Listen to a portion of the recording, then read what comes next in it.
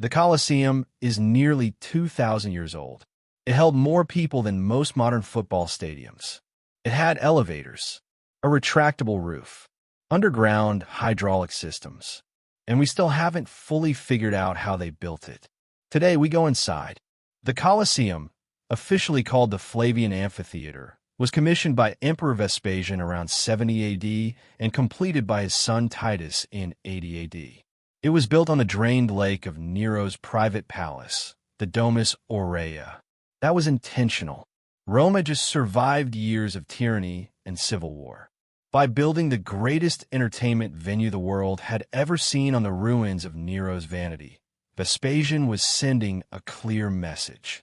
The empire is for the people now. A new era had begun. Construction took roughly 10 years and employed tens of thousands of workers. Roman engineers, slaves, and Jewish prisoners of war brought back after the destruction of Jerusalem. The materials were extraordinary. Travertine limestone, volcanic tuff, brick, and Roman concrete. A material so advanced that modern engineers are still trying to reverse engineer its exact formula. When the building was completed, Emperor Titus celebrated with 100 days of games. 5,000 animals were killed in a single day during the opening celebrations. A scale of spectacle that is hard to imagine today. Welcome to the Colosseum. Let's start with the exterior. The Colosseum is an oval, about 188 meters long, 156 meters wide, and originally 48 to 50 meters tall. That's roughly the height of a modern 15-story building. The outer wall features 80 arches on each of its first 3 levels, 240 arches in total. The design layers 3 classical architectural orders: Doric on the ground floor, Ionic on the second, and Corinthian on the third. The 4th level is a solid wall with small windows. There were 80 numbered entrances around the perimeter. Spectators were given tickets indicating exactly which entrance to use. The Roman crowd management system was so efficient that historians believe 50,000 to 80,000 people could enter and exit in under 15 minutes. Sound familiar? Modern stadium design borrowed this directly. Inside, seating was strictly divided by social class. The lowest tier, closest to the action, was reserved for senators and Vestal virgins. Above them, Roman knights. Then ordinary citizens. Women and slaves sat at the very top, with the worst views and no shade. Speaking of shade, the Colosseum had a retractable awning system called the Velarium, an enormous sail-like canvas that could shield spectators from the sun. It was operated by a permanent team of sailors from the Roman Navy. Yes, the Colosseum had a roof. Now we go below the sand. Under the arena floor lay the Hypogeum, a 2-story network of tunnels, corridors, and chambers. This is arguably the most engineering impressive part of the entire structure. Most visitors today can look down into it because the wooden floor above is long gone. The Hypogeum was divided into corridors running the full length of the arena, with connecting passageways at intervals. Along these corridors, animal cages and gladiator holding cells, spaces where men and beasts waited, sometimes for hours, in darkness, listening to the roar above them. And then there were the elevators. At least 28 separate elevator shafts ran from the Hypogeum to the arena floor.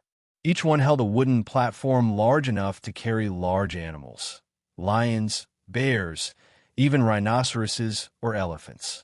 The platforms were raised using counterweights and pulley systems operated by teams of men below. When the platform reached the surface, a trapdoor would open, and the animal would appear instantly in the arena. To the crowd, it was sudden, unexpected, almost supernatural. Sometimes, these appearances were staged with painted scenery, trees, rocks, entire artificial landscapes. The audience would watch a forest appear, and then a predator emerge from it. This was Roman theater, at scale.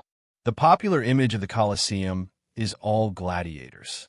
But the reality was far more varied and carefully structured. Each day followed a program. Morning, the Venetians, Animal hunts.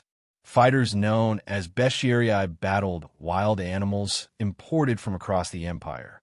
Africa provided lions, leopards, and ostriches. Asia sent tigers and elephants. Northern Europe supplied bears and wolves. On some days, hundreds of animals were killed in a single morning. Midday executions. Criminals and enemies of the state were put to death, often in theatrical ways, sometimes reenacting mythological scenes. It was brutal and intentional. Afternoon, gladiatorial combat. This is what the crowds came for. Gladiators were not just untrained fighters.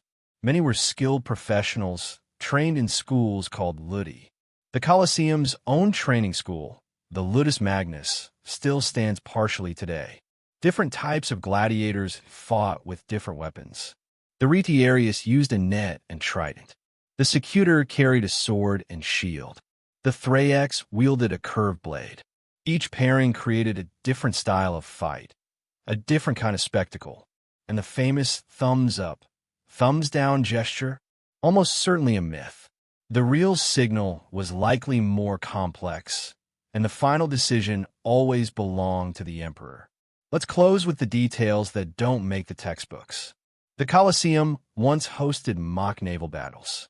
Before the Hypogeum was built, the arena could be flooded for stage sea battles known as naumachii. Exactly how this worked is still debated. Gladiators were expensive. If one died, the organizer had to compensate his owner, sometimes up to 100 times his normal fee. This meant many fights were designed to entertain, not to kill. The sand itself had a purpose. It absorbed blood. The Latin word for sand is harina, and that's where the word arena comes from. Over time, people stripped the Colosseum for materials. Marble was removed. Iron clamps were taken. The holes you see in the walls today are the result. And in the Middle Ages, the Colosseum became something else entirely. A church. The same structure that once hosted executions became a place of worship. History has a sense of irony. And when you stand inside it today, especially in the Hypogeum, looking up through where the arena floor once stood, it's hard not to feel something. Not just history, but scale, ambition, power, spectacle, and the reminder that nearly 2,000 years ago, humans built something that still challenges our understanding today.